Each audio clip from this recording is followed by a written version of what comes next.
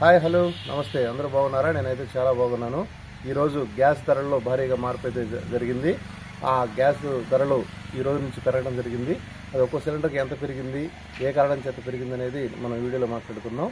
ఇక ఆలస్యం చేయకుండా వీడియోలోకి వెళ్దాం పదండి.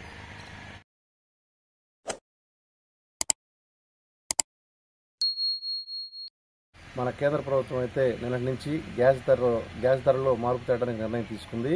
గత 2-3 సంవత్సరాల నుంచి కూడా గ్యాస్ రేట్లు అయితే ఎటువంటి మార్పు అయితే జరగలేదు. గృహ అవసరాలకు వాడే సిలిండర్లు మాత్రం ఎటువంటి మార్పు అయితే జరగలేదు. ఈ 3 సంవత్సరాల నుంచి కూడా 3 సంవత్సరాల తర్వాత మళ్ళీ ఈరోజు గ్యాస్ రేట్ అయితే పెంచడం జరిగింది. ప్రతి సిలిండర్కి కూడా 50 రూపాయలు పెంచుతూ కేంద్ర ప్రభుత్వం అయితే నిర్ణయం తీసుకుంది. పెట్రోల్ కంపెనీలు లాసుల్లో నడవటం వల్ల ఈ నిర్ణయం తీసుకున్నట్టుగా అయితే వాళ్ళు తెలియజేయడం జరిగింది. అయితే గతంలో మా ఏరియాలో బిల్లు రేటు ధర 850 రూపాయలుగా ఉండేది.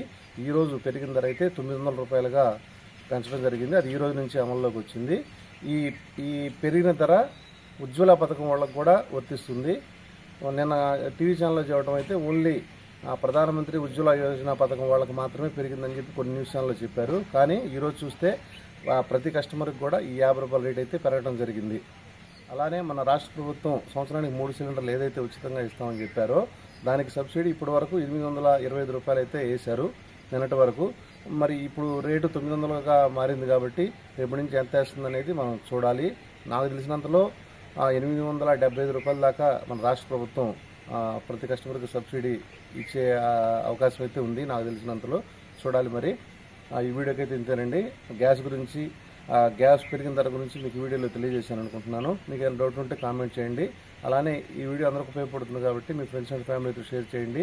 ఇంకా ఎవరైనా మన ఛానల్ సబ్స్క్రైబ్ చేసుకోకపోతే ప్లీజ్ సబ్స్క్రైబ్ చేసుకోండి. మరొక మంచి వీడియోతో మళ్ళీ కలుస్తాను. అంతవరకు సెలవు. నమస్తే. మీ రమేష్ బాబు పాతూరి సైనింగ్ ఆఫ్.